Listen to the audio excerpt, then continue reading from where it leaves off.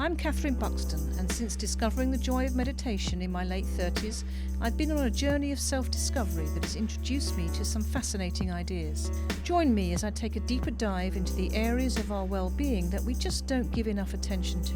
Would our lives really be any better if we took our well-being seriously? Each week I'll be joined by a well-being specialist to unpick the value of sleep, nutrition, kindness and so much more. This is Things You Should Care About podcast in association with Isbourne.org.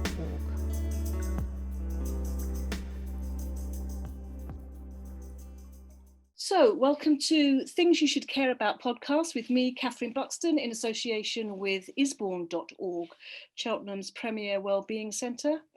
And if you've never heard of the Isbourne or you've never been to the Isbourne, please take a check out of our website and find out all the wonderful things that we're doing. This evening, I am very pleased to introduce you to the lovely Laura Louise Love. I'll tell you a little bit about her. She's an Australian psychologist, coach and author. She is a nominee for Australian Psychologist of the Year, 2020 to 2021. Laura provides and develops psych educational resources through her online platform, lauralouiselove.com, to help modern women to have courage, be kind, thrive, and live a life they love. I think that sounds wonderful, Laura. Welcome. Oh, thank you so much for having me. It's a pleasure. That's a pleasure to have you all the way from Australia. So it's 9 o'clock at night here for me. What time is it for you? So it's 8 a.m. in the morning. That's absolutely fantastic. So thank you so much for joining us all the way from delighted. Tasmania. So you not only have a lovely name, Laura Louise Love, but I think you live in a beautiful place as well. Can you tell us? Yeah, it's called Beauty Point. Yes. Names are very important to me, obviously. Yes, it's lovely to be surrounded by, beautiful things and nature. Yeah, fantastic. That's a value of mine, which we might get into. Yeah, absolutely. Well, thank you very much for that, because what we're going to be talking about today is values, the values that we live by in our life. And thank you very much for that, Laura, because I think we were sort of talking informally before that values are really important, especially important at the moment, because we're going through this lockdown and pandemic. And maybe lots of our values have changed and altered. But what I'd like to ask you really is, what are values? Well, there's a lot of definitions out there about values, but I suppose it's really a way of being or a belief that we hold as really important. Things that are meaningful to us in our lives. So, they're shaped by so many different things. The wonderful Brené Brown, who many listening might know about, has a list of downloadable values, and you can add your own. For instance, she's got over 100, I think, listed on a sheet, and you can add your own: adventure, fun, things like that. Yeah. That sounds fantastic. And how do we get them? How do we acquire our values? Well, it's a bit of a nature-nurture kind of thing. In psychology, we have, that nature-nurture debate. How much of who we are is shaped by genetics and how much is our environment and our upbringing. And I suppose with values too, it's a combination. It's not really a black and white answer. There's a lot of grey area. So, I think our early life experiences, particularly before the age of 7, most psychologists suggest that a lot of who we are is pretty hardwired at that point. Our blueprint, in a sense, of what we believe about ourselves, what we believe about life, is pretty much shaped at that age. And then significant other life experiences really do change us too. So we might be, for instance, in the same family, but not necessarily having the same experience. So even during this pandemic, for instance, we're in the same boat, but we're not having the same experience. A child having events cancelled during their development versus someone maybe losing a business is going through something very different, and depending on how restrictions have impacted you as well. So, we can have the same parents, live in the same family, but the influences that we have around us, important people, extended family, parents, which are spare parents in our communities or our neighbourhoods, also really do shape us in profound ways. And, things we kind of gravitate towards, things that feel good to us, whether that be talents or things that are nurtured or influenced by other people, definitely does have an impact on shaping what we value and find as important and the things we gravitate towards. So, yeah, the people around us really do have a lot of an impact in addition to our families.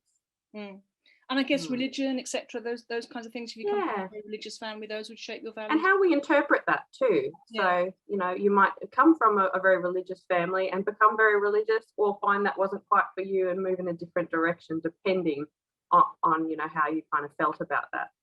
And the influences around you too. Yeah. For instance, I had an aunt that was very artistic. Both of my parents are not artistic at all. They're very rationally minded. And so that was a wonderful way for me to connect with her around art and drawing and creative expression. So a little bit like what you were saying there about, you know, family values. Sometimes you actually connect well with a certain family member who experiences something that you value. And do our values change as we get older?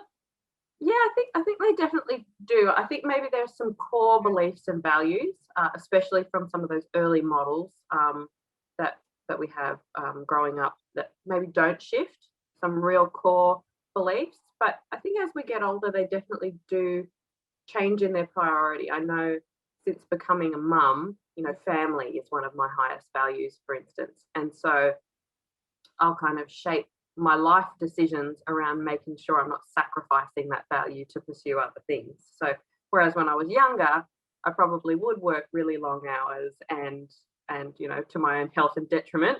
But now being a mum, I kind of work everything around my children and around family cohesion and harmony. So and those things really change, I suppose, with life experiences too. And if you have other significant wake-up calls happen in your life, that also maybe causes you to shift things. I think as we go through our lives, there's you know, things that happen to us. We get signs or messages, things don't quite feel right, and then we reevaluate maybe where we're giving our energy, and we can make changes then to things that feel better and serve us better. So what kind of values, what are our values? How do you know what our values are? Well, it can be really tricky, I think, especially today in our modern world. I think if we don't have a sense of self and we don't kind of turn inward to figure out what we want, what we believe, what we value, we'll just get taken for a ride.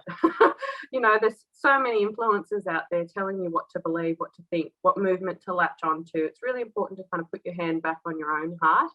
Go, okay, I'm being pulled in all these directions.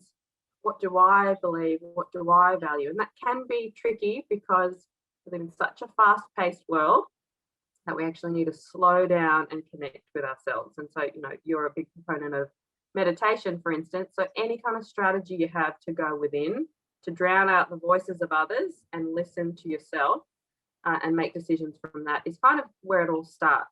So, you know, years ago, I did a wonderful exercise with one of my supervisors. I've been really, really blessed with amazing mentors over the years. And she did a little exercise with me about values, because I was similar. I was like, how do you know what they are? So she just said, get a sheet of blank paper out, and you can do this as we're talking, and people at home can do this as well. Yeah, let's so get a sheet of blank paper out and ask yourself, what is the most important thing to me in my life right now? And is that a person? Could it be a person or a... It can be as specific as you want or not. For instance, when I first got asked that question, I was like, oh, my husband, you know, I wrote specific things down. So you just start literally asking yourself, what is the most important thing in my life right now? Okay. So something will come up, it'll just pop right into your head. It can be really specific or not. And then you ask yourself again, okay, what's the next most important thing to me in my life right now? Other things might come up, you know, your daughter might come up as something, you know, a project you're working on that's so important to you, a cause that you're, you know, supporting might come up. Things that just pop into your head instantly. You know, this is really important to me in my life right now. And you keep kind of asking yourself that question and just jotting down the first thing that comes into your mind until you get about maybe 10 or 20 things on the page. Okay. And they can make sense. They can be general. They can be specific. And then once you kind of get that happening, you get another little sheet of paper and you start kind of grouping them and prioritizing them. So, for instance, I think when I first did this exercise, so I'd write, you know, my husband and my sons and you know, being happy, having a quality life. I just write little things like that down, things that don't really make sense to other people. you so know, what you're doing is you're not censoring what comes up. You're just allowing whatever. No, you're just flow. Yeah. Well, what is important to me in my life right now with how I'm living my life as well.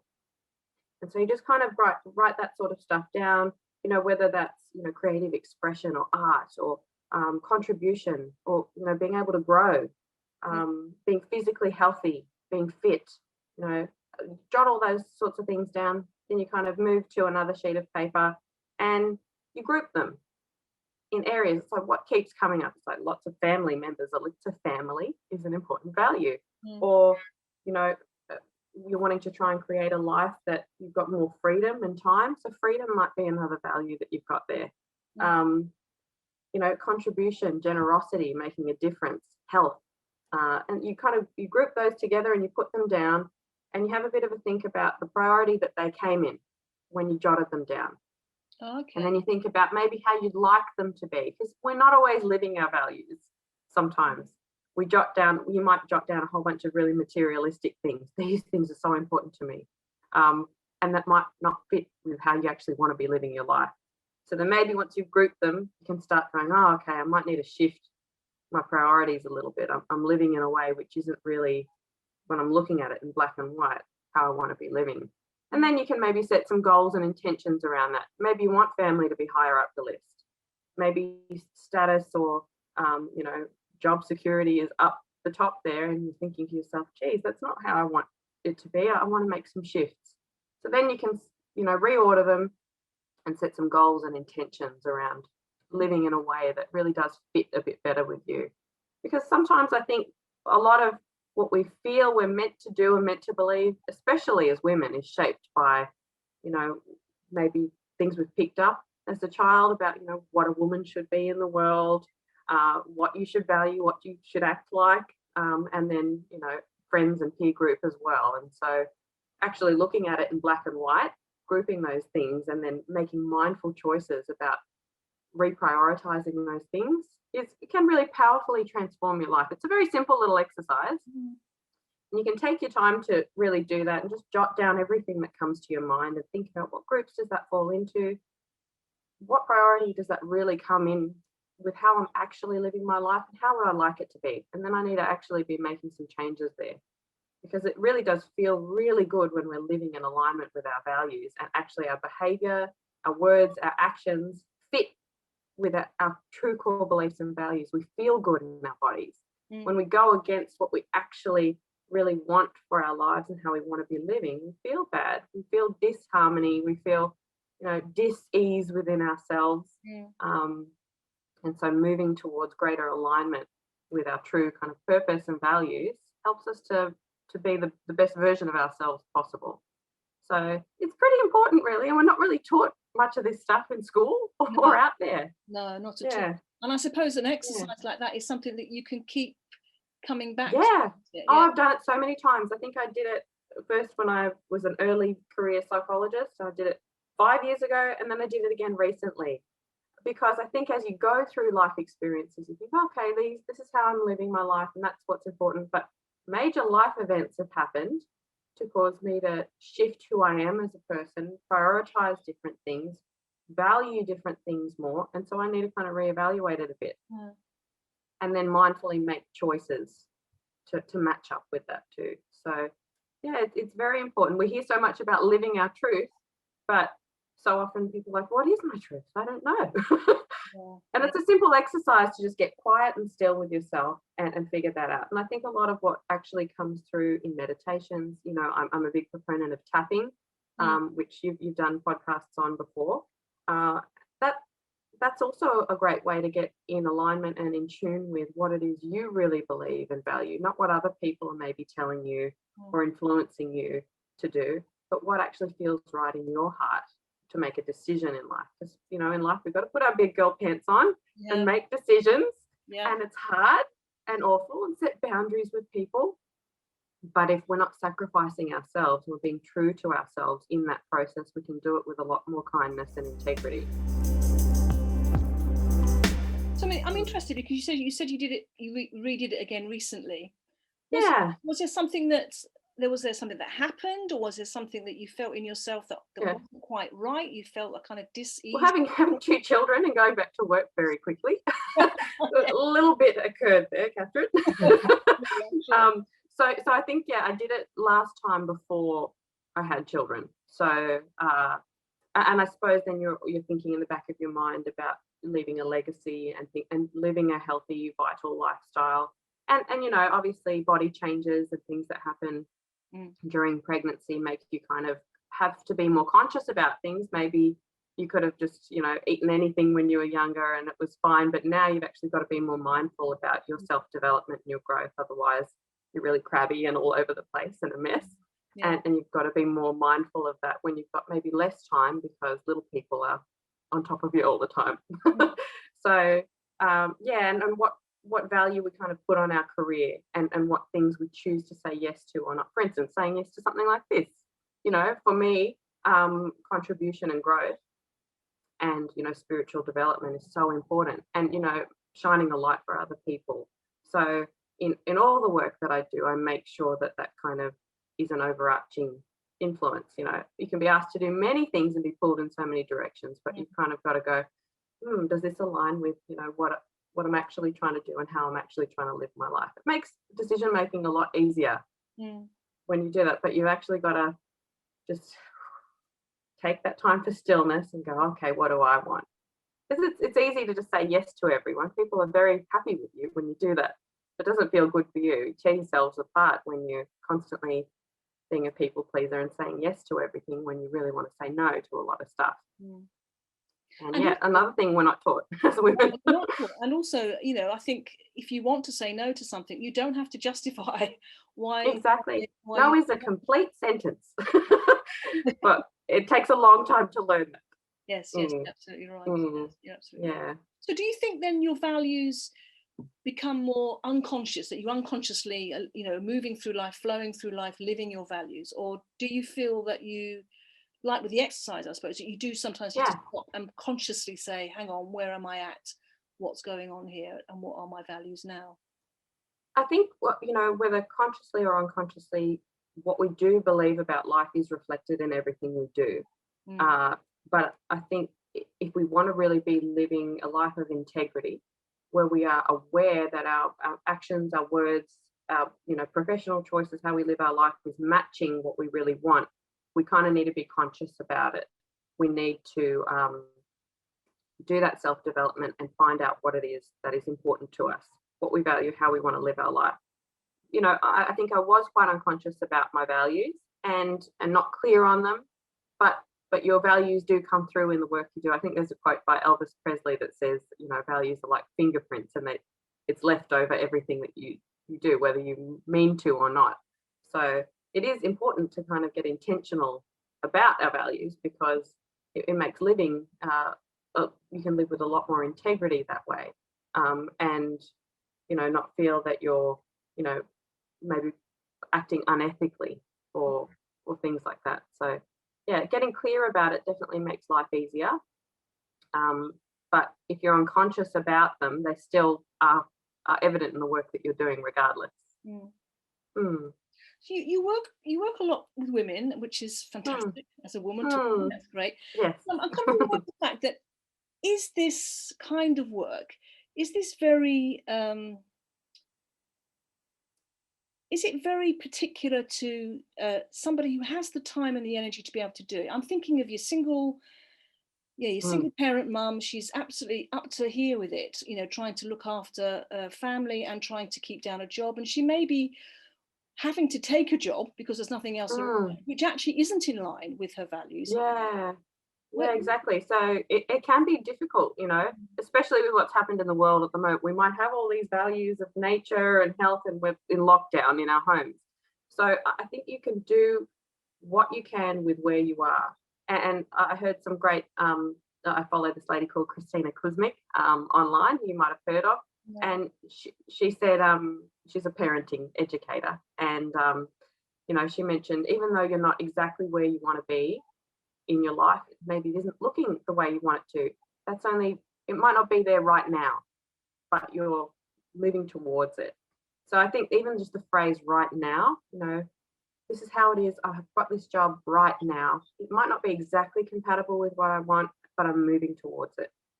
And, you know, it is kind of important that it's not completely violating the principles. You know, I've worked lots of different jobs before becoming a psychologist, but always kind of made sure I've sought out things that do kind of align with my values. Like I used to do modeling when I was younger. And looking back, I'm like, oh, I used to do pageants and things like that. Oh, goodness, don't judge me. but for me, that was creative expression. That was art. That was, you know, you put on a bit of a show, and it's about dressing a certain way and performing. And so art is an important value of mine. So it was able to fulfill that creative outlet, even though maybe, you know, advertising and you know, being materialistic in that sense wasn't super compatible with the rest of my values. It fulfilled that artistic, you know, performer part of myself. And so I think if we want to be fulfilled in our work, whatever that might be, maybe we love connecting with people. We're doing a customer service role, and so we're able to get that need for connection, you know, for service met in a different way. It might not look how our grand plan wants to look, but we're on our journey there. And the thing is, I think with all the jobs that you do work, it definitely teaches you something on your path. I know I've definitely learnt a lot from having terrible, you know, micromanaging, throw the weight around type people. And I've learnt that through being the bottom person at a company, you know, just, you know, working a couple of jobs just to make ends meet. So I definitely do understand that, you know, we can do what we can with where we are right now, and we can do so much with that. The more grateful we are for that, and that we're really showing up for it, great and wonderful opportunities will come to us. So, and I know that sounds rich when you're just kind of, oh, I want to get out of this job, but the more you can be grateful for having a job, for being able to make someone smile, for operating with kindness in what you're doing, that really does have a powerful impact in the world too, just as much as the big successful person that we think that looks like success. You all start somewhere. Absolutely. And I think also what I like about that is one of the things that I begin to understand much more since I've been meditating is that nothing stays the same. You know, nothing is permanent. Do you know what I mean? And exactly. So you look at aspects of your life and you think, you know, I'm not living my values, or I'm not doing what I feel I ought to be doing, and it feels wrong. But just realizing actually that it's not going to be like this forever.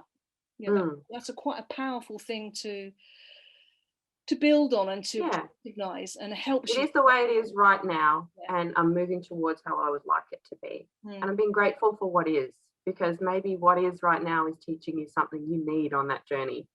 Like you said, nothing stays the same. I think particularly as a psychologist, I probably learnt more from all of the jobs that I've worked when I was unskilled compared to now. It's that life skills, that people skills that's so important, relating to people. Whereas if you've just gone through uni and with your eyes closed and memorized textbooks, how could you relate with people? So definitely your life experiences shape where you should be on the journey, and even paying attention to the parts about your job that you like and the parts you don't is a way to start getting curious about your values. Okay, I like that I'm getting a paycheck. That's good. So, you know, maybe financial security is important. Don't want to be a struggling artist with no money. So having some financial freedom and security and time, that might be an important value. So you are choosing intentionally your life, you know. So there are parts about your job that you like and you don't, and it's important to get curious about that, even though it might not be exactly what you want. A big thing I've found in my life, and with working with other women, especially conscious living women, which I think we've got a big movement about that now, we move away from that really unhelpful why me, which keeps us stuck. Why me? Why I'm in this awful job, and why am I in this awful situation? And we turn that into, what do I have to learn from this? So, and I think even if you're in a career that isn't compatible right now, but it is actually ticking a lot of the boxes: financial security, it's near home, it is maybe something that you are choosing. You know, try and think to yourself, what do I have to learn from this? Why am I here right now? And then when you kind of figure that out and get the lesson, that you might move and create a new job. But keeping in that stuck, why me? Why am I trapped here? Isn't helpful. It doesn't help us move in the direction which serves us better. No, it's not very empowering, is it? That, I mean, that's No. the thing, isn't it? Sometimes life's circumstances do make things difficult for you, and you can't live out your values or live out what you really feel you believe you ought to be doing. And it's hard to do when you're in maybe a crappy situation to go, oh, I just want to complain right now. Exactly. I don't want to go, what do I have to learn from this? Yeah. Sometimes, you know, it's hard. And I think when you look at the big picture of things and you move back to that big picture thinking, which tools like meditation and tapping do give you, get out of that blinkers on kind of stuck complaining to, oh, okay, maybe there's a bigger picture here. Maybe there's a higher self, there's a wiser mind, and I'm just somewhere here right now. I'm not always going to be stuck here. Hard to see when you're in it though. Fully understand very that. hard to see. And sometimes if you feel quite resentful when somebody comes up and says something. Yeah, don't tell me all this spiritual woo-woo crap. I don't want to hear it. Yeah. I want to see and I've been there too. Yeah. I get there sometimes, Oh yeah, self-righteous indignation and wallowing in the swamp is lovely for a while. Yes. You know, but staying there long term isn't helpful for us. Yeah. Get it out, you know, get out the dissatisfaction, because that's even great too. Paying attention to, I really hate where I am right now. I really don't like my boss, or really don't like the work that I'm doing. Contrast is a fantastic thing, because that's how, you know, spiritual teachers have said that's how rockets of desire for our future are born, comparing what we want against what we don't want. You know, what fits, what doesn't. What do I like about this? What do I not? And so what do I want to then create in the future? So that contrast, that dissatisfaction and but there are parts I like, pay attention to that. That's leading you somewhere. What happens if we have core values, strong values that we don't live by, we're not allowed to use or to live by? What happens to us? So I suppose that it's important to get curious about the not allowed to, like where's that maybe come from? You know, like other people can live happy, fulfilled, rich, meaningful and full lives, but not me. So first getting curious about where that's maybe come from. But then there's also maybe, like I mentioned, pandemic situation where you've got these values, but there's a global situation that's happened that's restricting you being able to fully kind of live them. So again, I think it's important to do what you can where you are with what you've got. But I think when we are not able to kind of move towards living our values, that feels awful for us. That's soul crushing, really.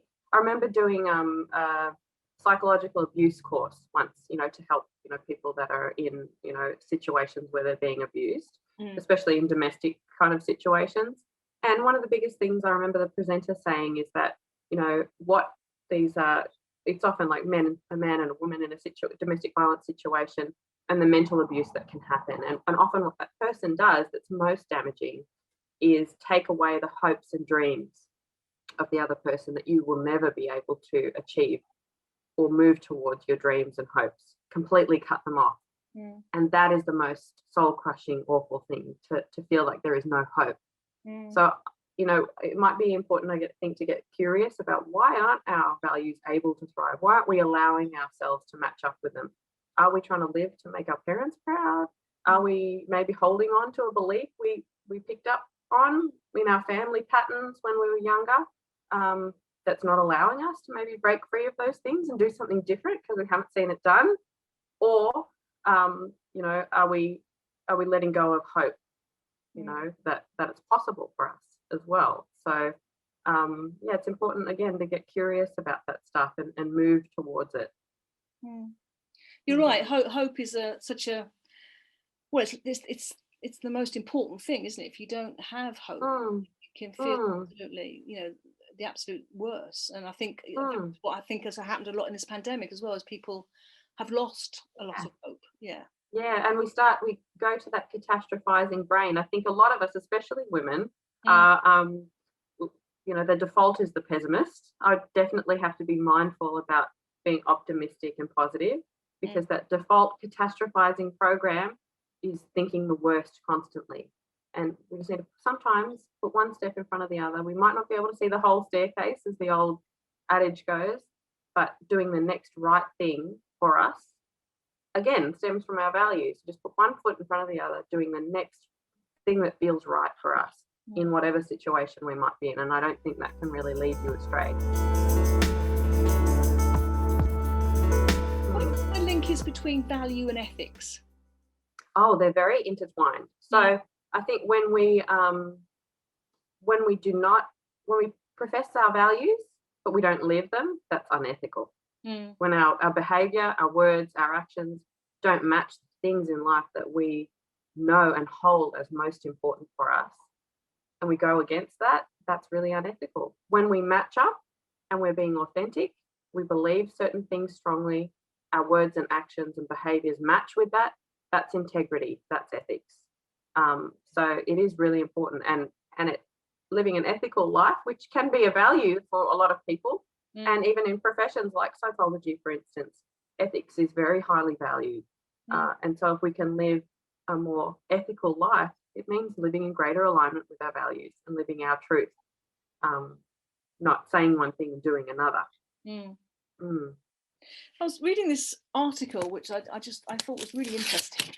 Yeah, this guy, I can't share remember it with me. He said he felt that, I can't remember this guy's name, but he said he felt that society should insist on ethical values, on core ethical values such as honesty, kindness, compassion, respect, and personal responsibility. Yes, definitely. Yeah, and I think it's interesting. When we talk about values, so when we talk about values, we talk about it as individuals, us having our own values and trying to live our lives in a kind of authentic way.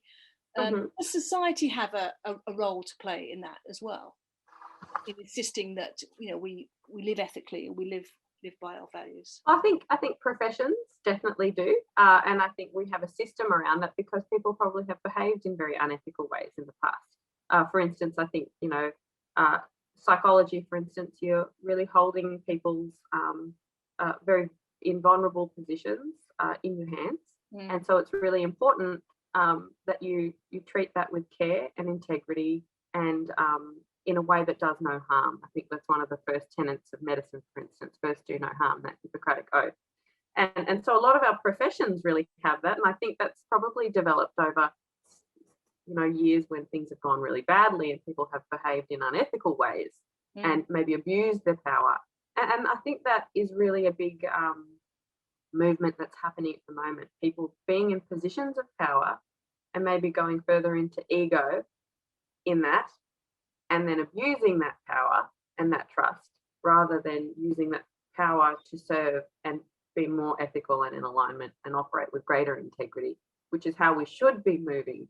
And there is a real bubbling up, I think, at the moment with a lot of the movements that have been happening, that people are demanding greater integrity and ethics from people in positions of power. And I think that really stems from us all operating with a greater sense of ethics and integrity too. So, as above, so below, as they say. Yeah, it's interesting to see there's a backlash to that as well, isn't there? People will call other people on how they've fallen short. Well, there's people that don't. This thing about wokeness, this kind of putting it down and denigrating it, and just don't want to hear about it and just think it's foolish and stupid. There's a lot of that happening as well. I suppose it's like the dark and the light, isn't it? You can't have one without the other. It's that real old paradigm about demonizing groups and plotting them against one another.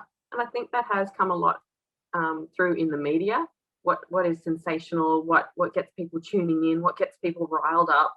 And that's why I really appreciate wonderful news channels like this, which are putting something positive out into the world, teaching people how to get out of those boxes where we segment and categorize people and judge them, and that we can actually look back into ourselves, operate from greater integrity and kindness in our own lives, because that has a ripple effect on people around us. I heard a wonderful quote that, you change the health of a woman, her family, her society, her community, the world benefits. So it really does start within. There's so much out there that we can really get concerned about. And I often teach women about this lovely model by Stephen Covey, who wrote the 7 Habits of Highly Effective People. We've got a circle of influence that we actually have, the power to control, and then like a circle of concern, which is all the things in the world we can be worried about. There might be people on the other side of the world doing something in particular we have no ability to control whatsoever, but then we have a little circle of influence of people around us, the job we do, the community we live in, the difference we make in our part of the world. We definitely have the ability to have an influence and some control over. So it's better that we kind of focus our energies there. But yeah, there are a lot of things, I suppose, out there in the media that want to grab our attention, get us really riled up and fired up. But it is important we don't lose track of our purpose, our values, and what we can actually do with what we have around us. So that does make a huge difference. That ripple effect cannot be underestimated. I definitely know that people in my life, teachers, I remember even inviting my teachers to my wedding because they had such an impact on me, that actually being really mindful about the connections that you have and really operating with integrity and ethically there, that's shaping little girls, that's shaping, other people's values because they're watching you as an example. So, I think do what you can, where you are, and just be aware of, I suppose, bigger agendas that are out there, and that might be trying to, again, disempower you, take you away from your purpose. If you have some ability to shine a light or expose something and highlight it and actually live those principles in your life too, that's great. But we need to be mindful about where our energy is going. Yeah, and also I think sometimes what I worry about, or for me when I'm trying to do this kind of stuff, is that how much am I coming from an authentic place? Yeah. Higher level of consciousness, if you like, on how much of it is ego. And as a helping professional too, that's a huge thing. That moving away from that rescuer, I need to help everybody, to there's only so much I can do, and I can plant seeds. And at the end of the day, if I'm constantly saying yes and helping everyone, I'm running myself ragged, and then I have no ability to help anyone. Then I'm going home to my family and my children depleted, and that doesn't make the positive difference in the world that I want to. So again, then going back to your priorities and your values is so important, because then you can mindfully choose what you kind of go towards. But those core beliefs, it's important to get curious about those things again and have a strategy to kind of work through some of that stuff. Whether we're getting behind causes or getting behind taking on too much work, for instance, for that ego, that no one can do it but me, that savior kind of approach, or is it coming from an authentic place of helping, kindness, making a difference? And ultimately, if we kind of fill up our cup and then that runneth over to kind of help others, that's a much more aligned place to operate from, that has more longevity for us as women in our careers and for our health as well. So I think Rumi once said, never give to others from the depths of your well, but from your overflow. So I think that's definitely important in terms of doing things like meditation and tapping and self-development, hypnosis, whatever, exercise, whatever kind of fills you up and makes you feel good. That is the juice of life in the sense, because that enables you to do the work you've come here to do. That's fantastic. It's looking after that vessel that you've come here in. If we don't look after it, it's not going to operate for very long, is it?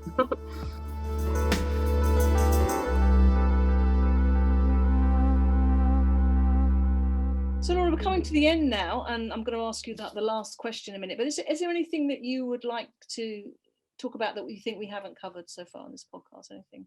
I suppose what you mentioned there, I suppose what we're talking about our priorities a little bit towards the end there, and what's motivating us.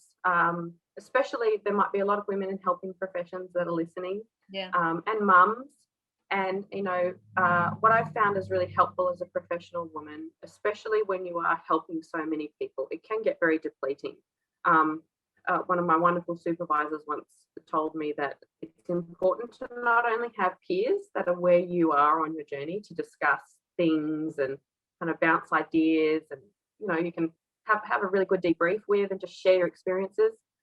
It's also important to be helping people that are not quite where you are on your journey. And then it's also important to have mentors that are ahead of where you are on your journey.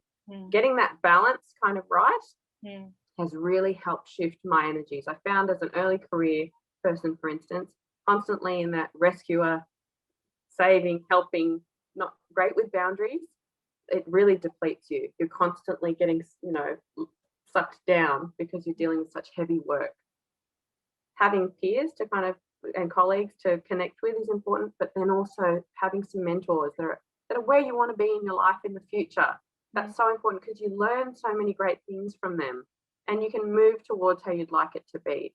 So even going back to what you were mentioning at the start there about, maybe you're working a job that isn't exactly what you want it to be, but maybe you're a bit of a soul seeker and you've got a broader purpose, or you want to be a wonderful artist or performer that inspires people, or a writer, link with people that are maybe aspiring writers that have a part-time job doing something else, or that are doing a job just to kind of pay the bills to allow time for their art. Link with those people, maybe mentor and help people with writing if that's your gift, and then hang out with or try and link with authors and writers that are where you want to be.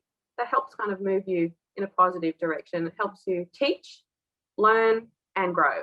So just a bit of what we're talking about kind of just made me think of that, and I thought it might be helpful for someone out there listening. Actually, it's very, very helpful for me personally, actually, because I find myself in that teacher role such a lot. And yet, what you were saying before is, and I have to think to myself carefully, where are my mentors? You know what I mean? Where are the people that I look up to? I have authors and people like that, people whose books I read. But you're talking about, a physical person, Yeah. So, for instance, I've got, as a psychologist, I have clients that I work with. I have colleagues that are psychologists that are where I'm at. And then there's maybe, I've got supervisors and really senior people that are ahead of me on the journey, that are where maybe I want to be in the future, the kind of difference I want to be making, and that are living that. And they're on chapter 40 of their journey, and I'm maybe on chapter 4. So even thinking about that, going, okay, I'm not there yet, but I will one day get there. And with learning from those kind of people, it makes it a lot easier, and you just match up with that over time. So yeah, I think just getting that balance right. I think if you're feeling depleted in the work that you're doing, maybe you're giving too much and not learning from those ahead of you. And sometimes those people ahead on their path have learnt some tips and tricks along the way to learn how to maybe look after yourself better and give your career more longevity. Yeah, sounds fantastic. It's really good advice. Thank you. So the last question, Laura, and we've asked this to everybody, and I've sent it to you, so obviously you've been having a think about it. What one piece of advice has someone given you that you would like to pass on to others? And it can be about absolutely anything.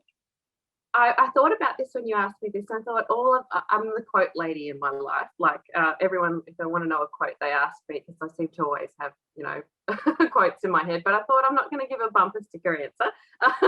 So I thought about, something people have actually said to me over the years. I'm not even sure where I got this from, but it really matches up with our conversation about, we might not always be living a full extent of our values. We might be doing other things, but we need to kind of be living rich, full, meaningful, happy lives. So I heard this thing once that said, a happy life is someone to love, something to do, and something to hope for.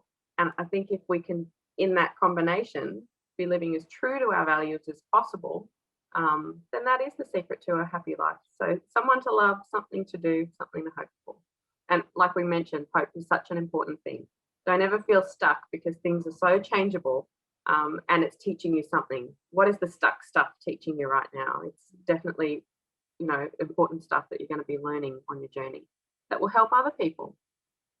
That's fantastic, Laura. Yeah. So much indeed. Yeah.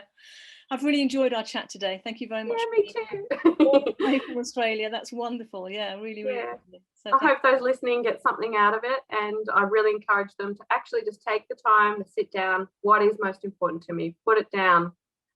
It seems like a simple, silly exercise, but it has such a profound impact on your decision making, on just being mindful and aware of what we want in our lives and living our truth. And this is how to live it.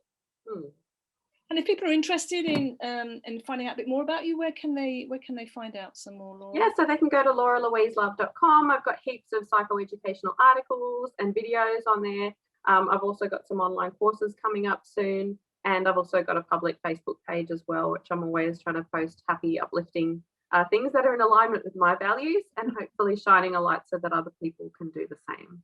And putting positive stuff out there in the world on the internet, which is so important at this time, you know, as you mentioned, with you know, how platforms can be used as a force for good, or as a force to, you know, divide people. And I think if we can operate with kindness with what we put out there and integrity, that definitely has a roll-on effect for others. Fantastic, thank you.